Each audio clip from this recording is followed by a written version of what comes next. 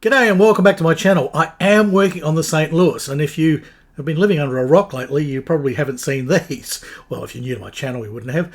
These are the things that I've designed. These are dead runs, and they allow you to put all the dead eyes in for a whole run along the side of your ship, put them in at the correct angles, correct lengths, everything, do it in one, and then you can rig it all up, and you can even run all the lines out of it, and then you use the rat harp. Okay, these are my rat harps, and the rat harp allows you to do the horizontal rat lines. And the whole thing goes together really easily, and a job that might have taken you, say, 4 hours, you can get done in 1 hour. It's a lot faster, it's less stressful, it's a lot of fun. So I've shown a lot of that in previous videos, so I won't go over exactly all of that again, other than just to sort of mention it. So you might need to go back and watch some of those other videos if you really want to have more detail. But I've got new things to show you. I've got new, exciting stuff. Yes, I know it's hard to believe, but I have. So I'm going to show you a few tips and tricks and sort of things to look out for and ways to use my tools that they were never designed for. Yes, like any true pervert, I'll figure out a way to absolutely abuse something and make it do something it wasn't meant to. Yep, that's half the fun, isn't it? Yes, it is. All right, having said that, I suppose we better get on with this thing. Roll the music.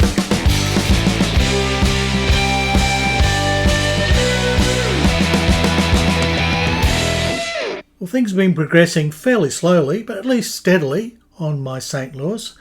Have the rigging, of course, done for the rat lines and shrouds here at the foremast, and I've done both sides, and I've done the two top ones as well. I'll show you more about that later. Now I'm working on the mainmast, and this means I use one of my dead runs. This is an old one, an old prototype. This is not as good as the shiny new ones. The new ones are just so much nicer, but it's the first one that I picked up. And this allows me to rig all the channels in the deadeyes and allows for the diagonal here. Because obviously the diagonal is going to be slightly longer. Not much at this scale. It's really about only 1 millimetre. But it prevents a little droop.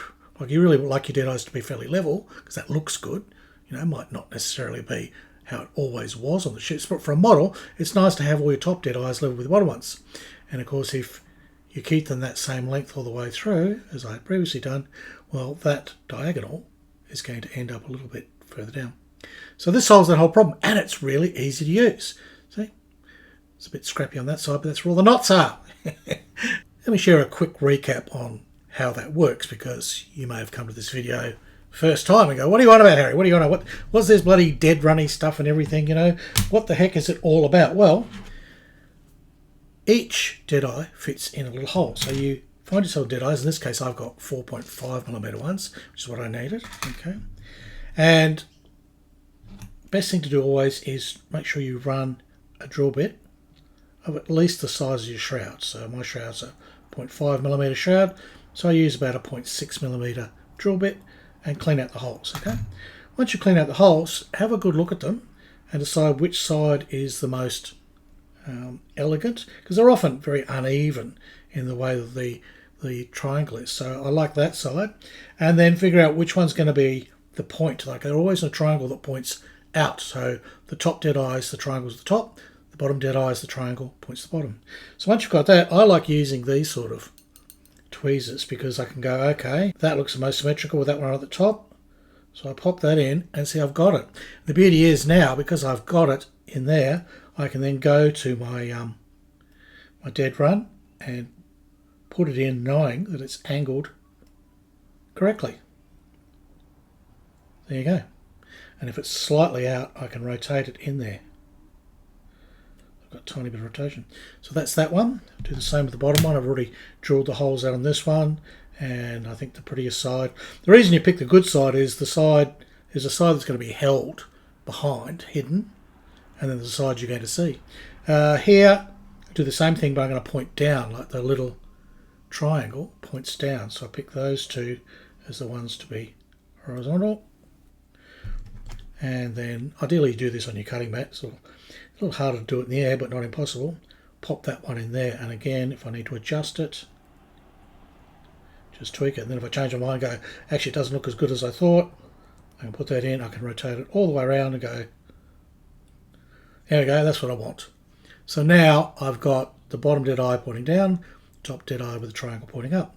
We're ready to go. I use a cordage that will be half the diameter of the shroud. So the shroud is, of course, the great big long piece that runs up the mast, whereas the ratlines run horizontal, and then this runs between the deadeyes. So as a sort of rough rule, if your mast is, say, 6mm diameter, then the big forward stays that run off that, they should be 1/6 that, 1mm, and then your ratlines should be half that, which will be 0.5. That's how I got the 0.5. And roughly my masts on this, the main one and the fore one, are about 6mm diameter. So that gave me 1mm diameter for the big heavy stays, and then 0.5mm for my shroud, so it went up and down. Then you halve it again, and you should end up with about a 0.25, in this case a 0.3, to run your horizontal ratlines in the jute colour, and the lines that run between the deadeyes called channels. Now you can try and poke this in here, and that's doable if you've got really good eyes, but I haven't. So what I do is, first I wax it, right? First I grab my cordage and I run it through the wax, and I've already done that 3 times. It's sort of good until you've got rid of all the furries and it's got a bit of nice smooth sheen on it. And then I use this thing called a big mouth beading needle. It's for doing beads, right? And one of the tricks with it is, or wide mouth beading needle, is, especially if your eyesight's not that good, is it pops open and it's big and it's wide. So then you can just stick your cordage through. You can't miss it. Easiest needle you'll ever thread. Let it go and then drag to the top, and you don't knot it. That's it. It's held. It's held fast. They're so tight there at the top that that is held really fast. Take quite a lot of effort to pull that out. So with that, we can now actually very easily do our deadeyes. Now I start with the bottom one, so you can figure out where the bottom one is, because this is going to point up to a triangle for the shrouds. So that will be the bottom. It's wider. Narrow one's going to go to the top. The point to the top. So this one here, down the bottom, and I always start with the outermost hole. Through I go with my, look at that. And that's the easiest way you'll ever thread deadeyes in your life. It's so good. And then I'll tie a knot, because I don't want that. I don't want to keep pulling on that and it disappears. So very simple knot. You could tie the knot first, then thread the thing through, but I sort of always forget. Doesn't matter. It's still the same amount of time. Come on, Harry. A nice knot here. Why are you fumbling? Because it's early Sunday morning and making a video. Should be having today off. There we go. Okay. There we are. I got knotted. And now I gently pull that through. And don't pull too hard on your deadeyes, because you'll just rip them out of this thing. So, okay. Now comes the really fun bit that is so easy. You thread your channels like to like, so that one there on the right hand side goes to that one there, right hand side, on the side that we see. Okay, so again, through, right. But then we go underneath and we go across to the next one. Not this is a bit of a diagonal line, so we go to the one at the point. Right. So that'll come through here. Okay, keeping it firm, but you don't have to be. These do not have to be rigidly tight. If you do that, you'll rip your deadeyes out. And again, see how easy it is through. I would not be able to thread these deadeyes by eye and try and get the cordage through. It just wouldn't happen. My little bandicoot eyes wouldn't cope.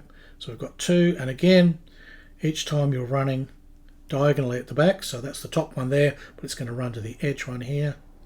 Okay, you can always know if you've got the right one or not, because you've got to end up with these parallel. They're parallel. Oh, and see, that's me pulling too hard. Now sometimes you might find your deadeye gets a bit loose, like mine was starting to get loose then. You think, oh, I'm going to pull it out. You can put them back in and fiddle it all back in and rethread it. A bit of a bother. But if it's getting a bit loose, just put your fingernail over, and then you can pull if you want to tighten it that bit. But really, they shouldn't be outstandingly tight. They should just be firm. So again, that goes through there, and I can hold it to make sure I don't rip it all the way through. Okay, and we should have, look at that, my deadeyes are all threaded. If you want to, you can go through and adjust them, but they will pull tight later. And if they're only just, a little bit, that's not too bad. That'll do. Done that final bit there. All I need to do now is tie this off. Now, I used to go around and muck around and do this and do that. And the easiest way, really, and when I had a look at how real ones were done, they don't necessarily need 3 lines at the back. The easiest way is where this comes out here. Right, so rather than running a 3rd line, you don't really need it. It's never going to be seen. Is underneath which will be the one that points to the top here, is just run your beading needle under there.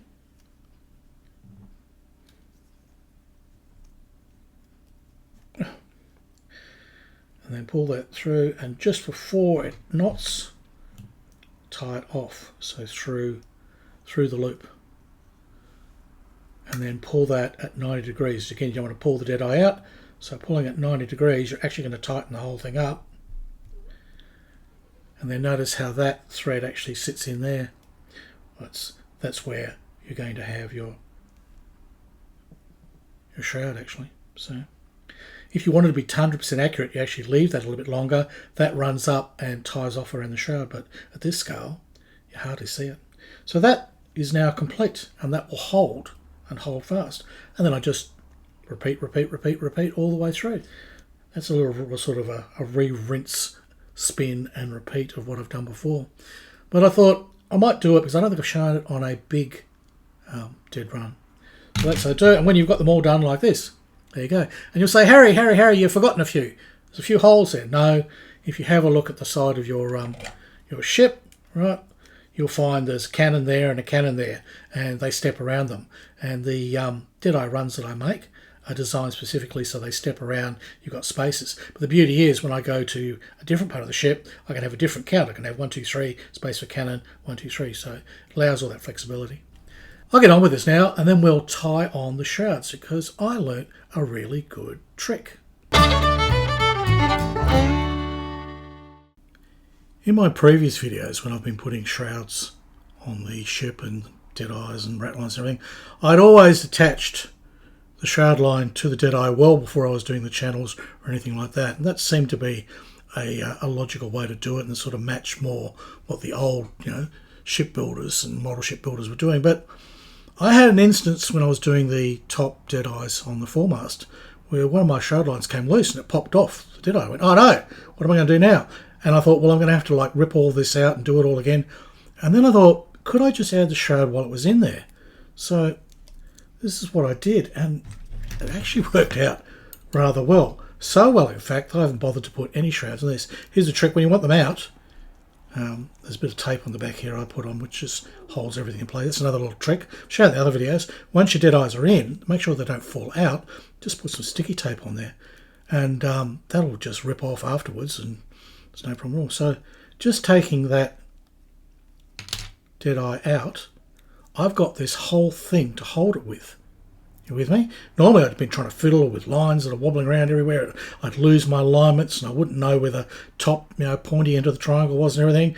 No, with it like this, I can do that. I can also put it on, say, a jig or a holding mechanism, so that,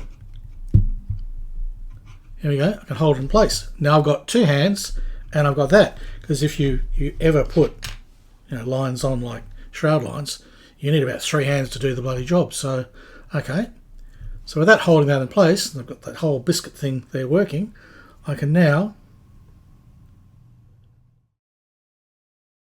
so now with the loop around there, I'll get in with my tweezers and can hopefully pull this nice and tight around the deadeye.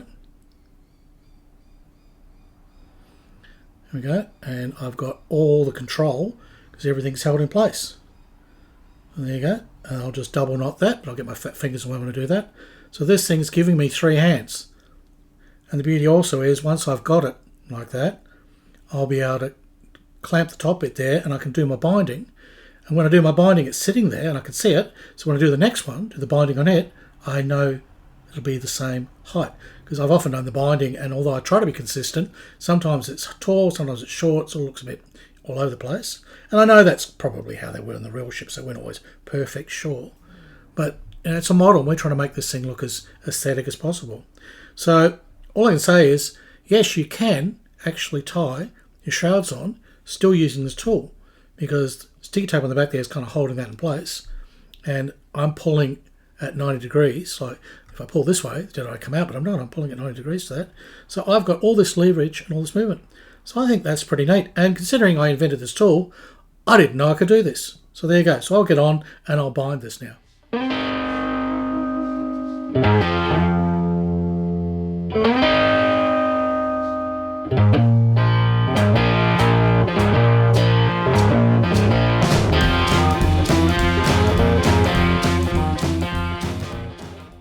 There you go. After some fumbling, I have got the binding on there, and I've tidied this up a bit, cut some of the loose ends off. Now, I showed you doing it on this side just so that it was easy to see on camera, but ideally you would do it on this side. You pull your dead eye out from the back. Now, this is an old prototype. It's not as good as the new ones, so it's easy to see on the new ones in that was the side that you're going to see. But what you do is you pop your dead eye in from the back, and then if you do your lash your shroud on, do your binding, there's a tiny little slot there that it goes in, see? Little slots, so it holds in place. The same here, if you put on here your wire to go down to your chain plate, or if you're just doing it with cordage, however, again, there's a nice little slot. And that's what these things do. That's why they've got all the slots on the back. On the front, it's just pretty so that you can do the channels without being distracted. And then you flip it over on the back, and then you've either already put them in, or as I've shown, you can actually do your channels first. And then you could add your shrouds and your chain plate lines afterwards. So it's a bit of a versatile tool. I'm quite impressed. I mean, I invented the bloody thing, and it can do more than I first thought. Anyhow, let me show you some more tips and tricks.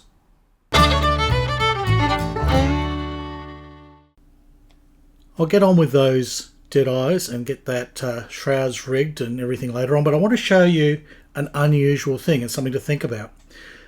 Most of the ships that I've done up to this point, and a lot of the ones that I've done tools for, the channel board's relatively sort of level as you go along, right? There's usually only one deck or a quarter deck here, and you know, your channel board for the mizzen mast is sort of down here somewhere. Look, what happens here is this goes right up. It really swells up, okay? The whole back of this ship just goes up. And also, the mizzen mast at stern here, it tilts back. So you've got two different angles happening. So we have a look this way, this angle, and take the usual dead-eye tool that is vertical at the front, okay, and then it is angled at the rear of the ship. That would be normal. But when we pop it on here, something really strange happens. If we follow through what should be vertical from there, completely misses the mast, all right? So hold that thing in place so it doesn't wiggle. Make sure I'm actually doing it correctly, yes. So that's it sitting across the channel board, and look, it completely misses. And the one at the rear diagonally misses. They go to an imaginary point somewhere up here. What's going on? Well, as I said, the back of the ship really goes up quite a lot. You can see it just, you know, it curves right up. And the mizzen mast is also tilted back quite a bit. So you've got this curve and that curve combining, and it's throwing out the normal geometry here where we're straight up and down pretty well with the first run of the shroud, and then the long one, the diagonal one, is towards the rear of the ship. So what do we do? Well, I've measured that out, and it basically the dimensions are 87 on this side, 83 on that side of the back, which is reverse, and then 18 across. So that is shape, and there you go. You can see it's just never ever going to work. So what, do we throw my tool in the bin? No, you've got to think laterally. When we go around this way and pop it in place, it fits perfectly. Right. There we go. It fits perfectly. The angles actually match up.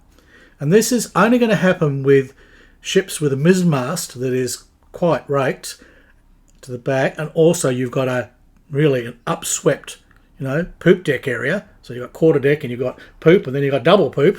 The double pooping on this. When you've got that happening, you've got this sort of set up on your ship, you're going to have to think a little bit strangely at the rear. So what we do is, instead of using this one, what we normally would, right, straight at the front, angled at the back, we go to the other side one. We use the one from the port side on the starboard. So if we put that on there, right, match up there, those again, the angle goes straight up there, and the straight one goes straight up there, which is exactly why I did it in the bit of paper so that you could see. All right. So if you're using my tools and then you come to the mizzen mast and think, this is all wrong, Harry, you've totally wrecked it. No, it's just a matter of swap around your tool and use them back to front, and it'll actually work. And it's only because of those two weird angles. When it comes to your rat harp though, you don't have to change anything. The rat harp can still sit in there. Okay, it's designed to do that. You notice rat harps often have a shrunk-in area there when this is the case for these kind of ships. And it lets you know you still put it in, and then with this over the top, it will all actually line up. Okay, because it actually then runs along that line and diagonally down there. So the tools are made to work in reverse for this special condition. So just wanted to share that with you. If you come across that and thought, Harry, you've made a big mistake here. No. So your aft is backwards and you have to swap your tools around when the mizzen mast is heavily raked and the rear of the ship, right, it is very upswept. So when those conditions happen, the angles require you to do a swapsy.